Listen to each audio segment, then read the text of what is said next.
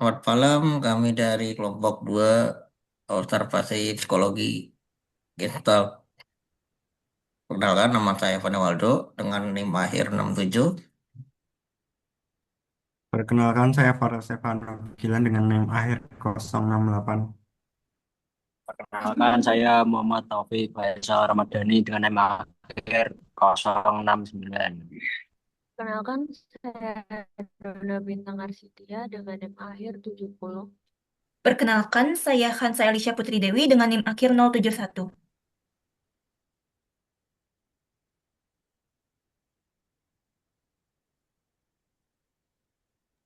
Observasi pertama yaitu logo Toblerone. Dalam desain logo produk ini terdapat 3 visual, yaitu gambar hewan, beruang, dan ikan. Dan yang kedua ialah visual sebuah gunung. Untuk mencari salah satu dari visual tersebut tidak dapat dilakukan dalam sekali lihat saja, sebab ketika melihat visual logo desain satu ini, mata cenderung memfokuskan otak ke objek yang paling menonjol, sehingga visual yang kedua tidak nampak oleh mata. Next. Prinsip figur dan latar. Logo coklat Toblerone ia menggunakan prinsip Gestalt dalam desain logonya, yaitu konsep figur dan and ground. Apa itu figur and ground? Figur and ground adalah kemampuan manusia dalam mempersepsikan objek latar depan dari background latar belakang dalam susunan visual, di mana kita akan melihat suatu figur yang menonjol di antara objek-objek lainnya. Bisa terjadi karena sifat objek yang mencolok atau karena mata kita sengaja memusatkan perhatian kepada objek tertentu. Makna, sebuah produk coklat yang berasal dari negara Swiss terinspirasi dari Gunung Matterhorn dan beruang serta ikannya yang mempresentasikan kota Bern, City of Bears, yang dimana produk coklat ini dibuat.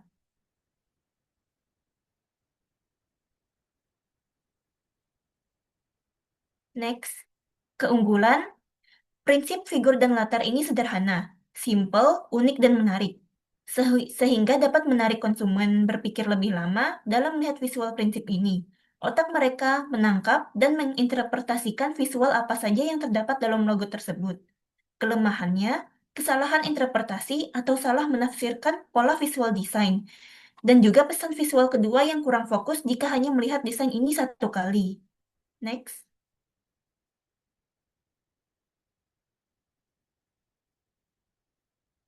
Pesan kepada pengguna, dalam desain logo ini tidak ada kendala dalam salah menafsirkan logo visual desainnya, karena logo ini sudah secara jelas menampakkan gambar gunung, beruang, dan ikan. Mulai dari gunung serta presentasi dari beruang dan ikan untuk kota yang menciptakan produk ini, yaitu kota Bern, sudah menjadi khas di daerah Swiss. Jadi orang-orang tidak mungkin akan salah dalam menginterpretasikannya. Observasi kedua adalah iklan Coca-Cola. Karya di samping menampilkan jajaran foto Coca-Cola yang disusun sehingga membentuk semacam senyuman, yang jika terlihat dari jauh atau menyipitkan mata akan terlihat seperti senyum yang menampakkan gigi, sesuai dengan konsepnya tentang happiest day.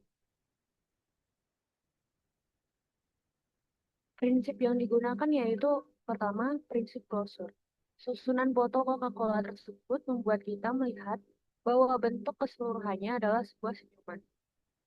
Yang kedua, prinsip emergence. Tanpa harus melihat atau mengidentifikasi lebih lanjut, dengan sekilas kita bisa melihat bentuk senyuman. Yang ketiga, prinsip proximity. Beberapa botol yang berjejal menyiratkan bahwa mereka sebagai satu kesatuan, sebagai gigi. Maknanya yaitu menggambarkan senyuman untuk hari paling bahagia. Kelebihan dari iklan ini yaitu tampak kreatif dan on point. Tujuan mengiklankan produk sampai dan cukup menyampaikan pesan. Kurangannya yaitu warnanya yang merah dikombinasikan dengan senyuman, seringkali mengingatkan pada kesan horor daripada joy atau kebahagiaan.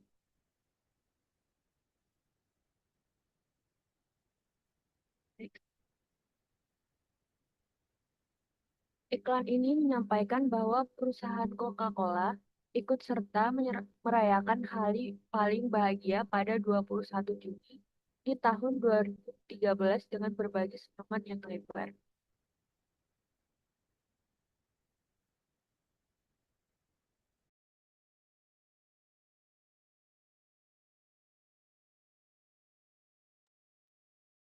Berikutnya ada ilusi bentuk bintang. Karya di atas adalah ilusi bintang yang terbentuk karena 5 bentuk lingkaran yang masing-masing punya potongan segitiga, yang masing-masing memiliki kemiringan sudut berbeda, sehingga bentuk bintang ada, meskipun bentuk bintang itu tidak ada di gambar secara eksplisit.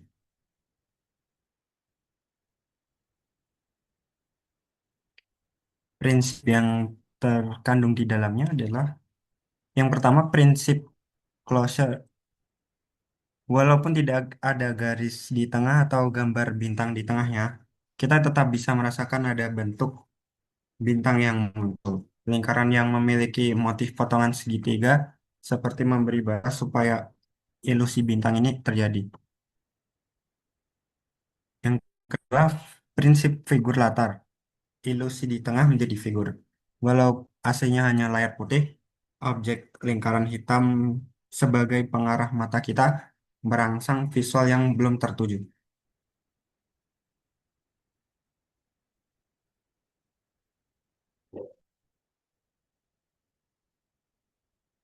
Makna yang terkandung di dalamnya adalah ilusi di atas membuat otak kita bekerja untuk memikirkan ilusi dari informasi yang minimal. Kelebihannya, prinsip minimal fokus karya jelas. Kekurangannya cukup abstrak bagi orang awam.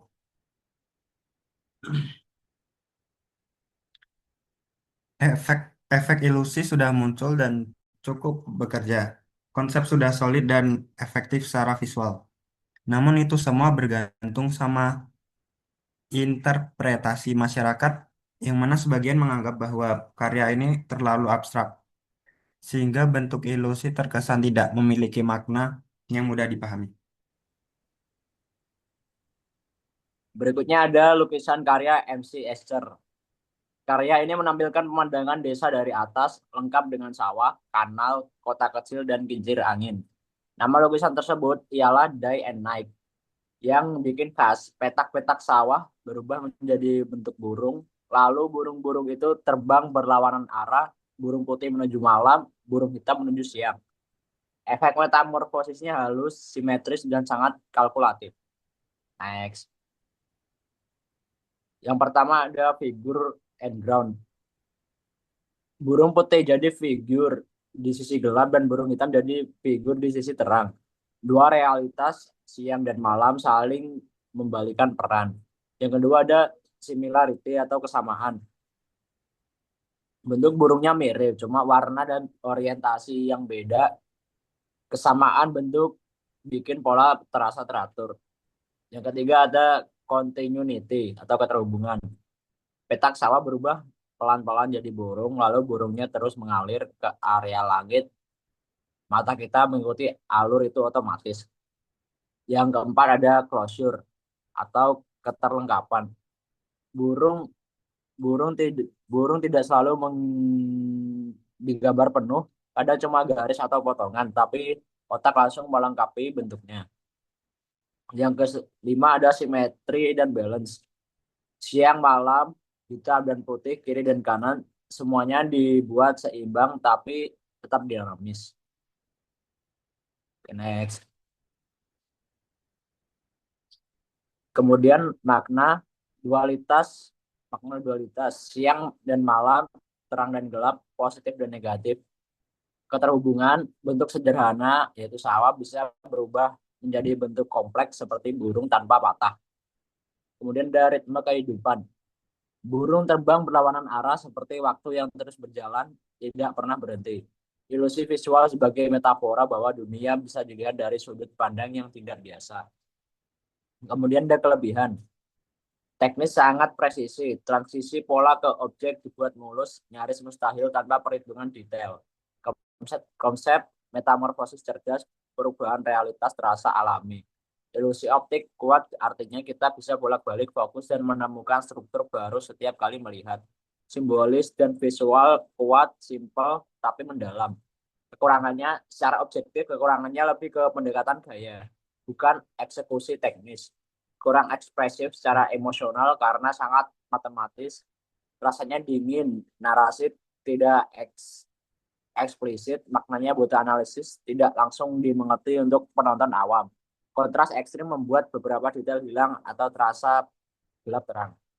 Next. Melalui karya Day and Night, Anda telah menunjukkan kebesaran gagasan dan ketelitian teknis yang luar biasa. Transformasi visual antara siang dan malam serta perpaduan landscape dengan figur gunung menghadirkan pengalaman estetis yang unik dan mendalam. Karya ini bukan hanya untuk menampilkan keindahan ilusi optik, tapi juga menawarkan refleksi filosofis tentang dualitas dan keteraturan alam. Terima kasih telah memberikan kontribusi yang begitu berharga bagi dunia seni grafis, serta membuka wawasan bahwa seni dapat menjadi jembatan antara logika, matematika, dan kepekaan visual. Berikutnya ada lukisan karya Raffaello Sanzio. Lukisan karya Raphael yang berjudul The School of Athens dibuat atas permintaan Paus Julius II pada tahun 1509 hingga 1511. Sebuah lukisan dengan tokoh-tokoh terkenal di dalamnya, yakni Diogenes, Plato, Aristoteles, Pythagoras, Heraklitus, dan Rafael sendiri. Sebuah lukisan mengagumkan yang terasa normal, namun terdapat prinsip vital di dalamnya. Eh, Prinsip-prinsip yang diterapkan, ya, yang pertama ada symmetry and order atau simetri dan keteraturan, komposisi yang terkesan padat atau solid dan terstruktur secara keseluruhan membuatnya cocok untuk masuk kepada prinsip gestalt, simetri, dan keteraturan.